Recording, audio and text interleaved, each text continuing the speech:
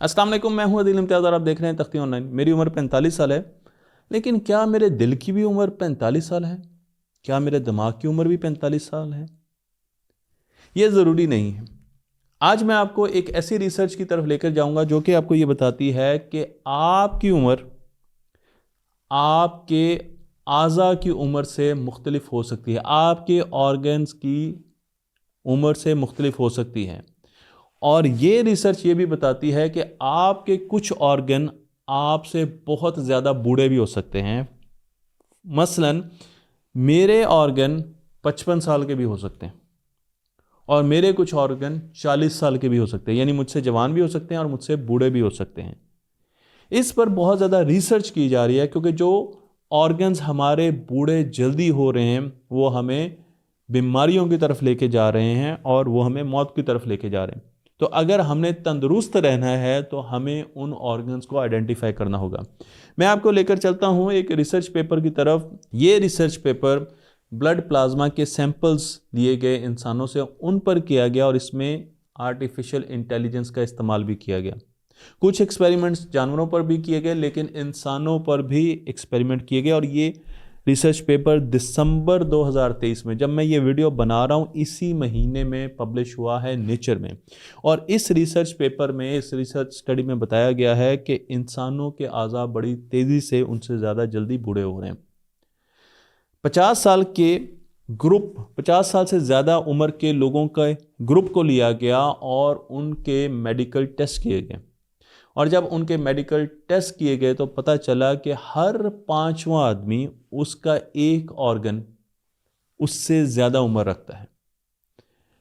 इसके साथ साथ एक और कंट्रोल ग्रुप लिया गया और उसमें 60 साल के लोग रखे गए और उनके टेस्ट लिए गए तो पता चला कि 60 साल के लोगों में कम से कम 2 ऑर्गन उनसे ज़्यादा बूढ़े होते हैं, यानी उनकी उम्र 60 साल से ज़्यादा लगती है। अब आपका सवाल होगा कि हम किसी भी ऑर्गन की उम्र कैसे मालूम कर सकते हैं? इसके लिए हम प्रोटीन्स का इस्तेमाल करते हैं। हमारे दिमाग में, हमारे दिल में, किडनी में और इम्यून टिश्यूज़ में प्रोटीन्स होती हैं। वो प्रोटीन जब मॉनिटर की गई तो उनसे हमें ये इंफॉर्मेशन मिली कि इन अज़ा की उम्र कितनी है। ये एक्सपेरिमेंट 5500 लोगों पर किया गया। उनके ब्लड सैंपल्स लिए गए और ऐसे अफराद का इंतखाब किया गया जिन्हें कोई एक्टिव बीमारी नहीं थी, वो बिल्कुल तंदुरुस्त थे और उन्हें कोई एबनॉर्मल उनके बायो मार्कर्स नहीं थे। यानी इसका आसान ज़ुबान में मतलब यह है कि उन्हें किसी किस्म की बीमारी नहीं थी। ना वो ब्लड प्रेशर के मरीज़ थे, ना वो शुगर के मरीज़ थे, ना उन्हें कोई और ख़तरनाक मौजी बीमारी थी। वो बिल्कुल अच्छे भले हट्टे कट्टे थे और उनके सैंपल्स लिए गए। लीड ऑथर इस स्टडी के टोनी वाइस कोरे, जो कि प्रोफेसर हैं न्यूरोलॉजी और स्टैनफोर्ड यूनिवर्सिटी के, उन्होंने बताया कि ब्लड में प्रोटीन्स होती हैं और प्रोटीन्स में जीन एक्टिविटी होती है। तो जब हम किसी भी ऑर्गन की बात कर रहे हैं तो उसकी अपनी लोकलाइज प्रोटीन्स होती हैं। लोकलाइज प्रोटीन्स का मतलब यह है कि दिमाग में कुछ ऐसी प्रोटीन्स होंगी जो दिल में नहीं होंगी, दिल में कुछ ऐसी प्रोटीन्स होंगी जो कि किडनी में नहीं होंगी।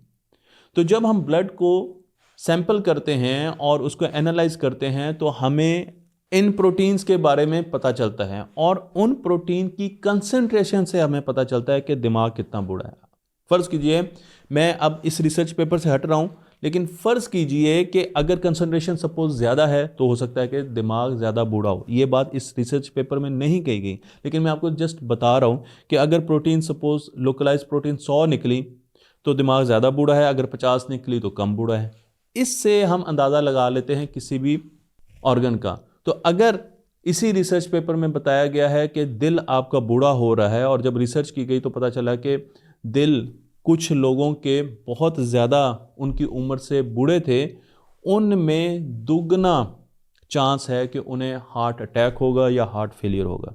जिन लोगों के दिल उनकी उम्र से ज़्यादा थे उनमें बाद में देखा गया और एनालाइज किया गया तो पता चला उनमें 2 गुना ज़्यादा चांसेस हैं कि वो हार्ट अटैक का शिकार होंगे या हार्ट फेलियर का होगा।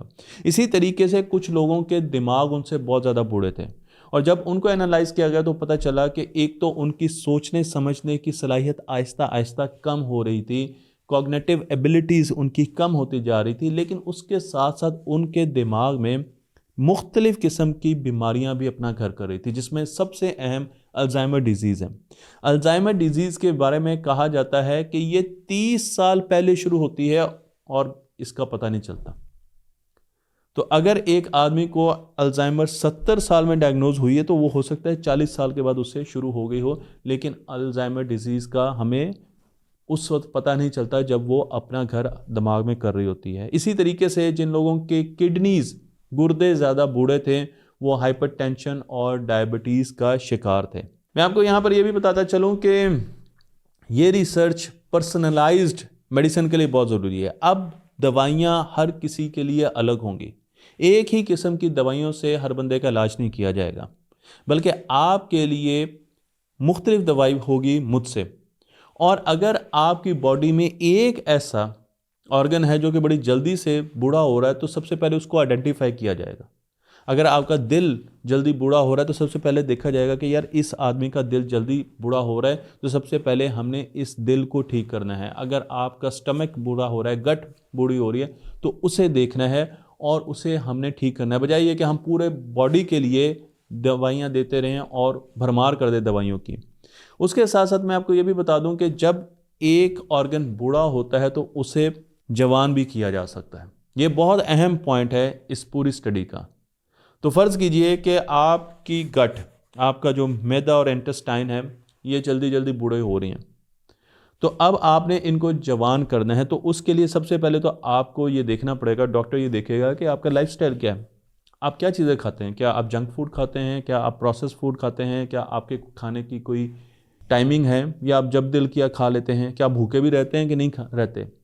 और उसके बाद आपको एक प्लान दिया जाएगा कि जी आपके जो गट में माइक्रोब्स हैं, बायोम है, जो बैक्टीरिया है वो बहुत ज़्यादा वीक है, और जो ख़तरनाक बैक्टीरिया है जिसे पैथोजन कहा जाता है वो बहुत ज़्यादा है, और अच्छा फ्रेंडली बैक्टीरिया बहुत कम है। तो सबसे पहले हमने अच्छे बैक्टीरिया को बढ़ाना है, और जो पैथोजन है, ऐसा बैक्टीरिया जो कि एनर्जी तो आपसे ले रहा है लेकिन टॉक्सिक मटेरियल प्रोड्यूस कर रहा है, उससे आपको एसिडिटी भी हो जाती है और भी बहुत से मसाइल आ जाते हैं सामने, उसे हमने ख़त्म करना है। तो जो आपका अच्छा बैक्टीरिया बढ़ता जाएगा, आपकी गट की जो कंडीशन है, जो सेहत है, वो आहिस्ता आहिस्ता बेहतर होना शुरू हो जाएगी और इसकी उम्र कम होना शुरू हो जाएगी। इसलिए इस स्टडी में ये एक बहुत पॉजिटिव चीज़ मुझे नज़र आई कि इसमें ये बताया गया कि ठीक है, आपके अज़ाब से बूढ़े हो सकते हैं और वो बहुत तेज़ी से अपनी उम्र तय कर रहे हैं, लेकिन आप उनकी उम्र को वापस खींच सकते हैं।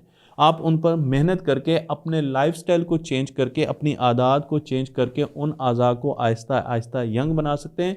ना सिर्फ आप उनको अपना हमउम्र बना सकते हैं, बल्कि अपनी उम्र से भी नीचे लेकर जा सकते हैं। इसके लिए हमें अपने लाइफस्टाइल को बदलना होगा, और मैं बहुत ज़्यादा इस चीज़ पर जोर देता हूँ कि हमारे लाइफस्टाइल बिल्कुल भी हेल्दी नहीं है और हम बहुत जल्दी बूढ़े हो रहे हैं, हम बहुत जल्दी बीमारियों का शिकार हो रहे हैं। लंबी ज़िंदगी सेहत के साथ गुजारना बहुत ज़रूरी है, और उस पर हम आने वाले वक्तों में बहुत ज़्यादा डिस्कशन करेंगे। यकीन जानिए कि आपकी गट के बारे में, आपके दिमाग के बारे में, आपकी बॉडी के बारे में मैं ऐसी रिसर्च आपको पास लेके आऊँगा और आपको बताऊँगा कि किस तरीके से आप इन चीज़ों को जवान कर सकते हैं, आप अपने आप को जवान कर सकते हैं। बहुत छोटी छोटी चेंजेस अपने लाइफस्टाइल में आपको लाना होगा, और ये काम सारा करेंगे हम न्यूरो लीडरशिप के कोर्स में, जिसमें एक पूरा चैप्टर है आपने खाना क्या है और खाने से आपने कैसे अपना इलाज करना है। Food is a medicine, science इसके बारे में अब बहुत रिसर्च कर चुकी है। तो मुझे उम्मीद है कि ये वीडियो आपको पसंद आई होगी और आप अपने अज़ा का और अपना ख्याल रखेंगे और कोशिश करेंगे कि उन्हें सेहतमंद और जवान रखें। तख्ते ऑनलाइन को लाइक कीजिए, शेयर कीजिए और इस इल्म को दूसरों तक पहुँचा दीजिए।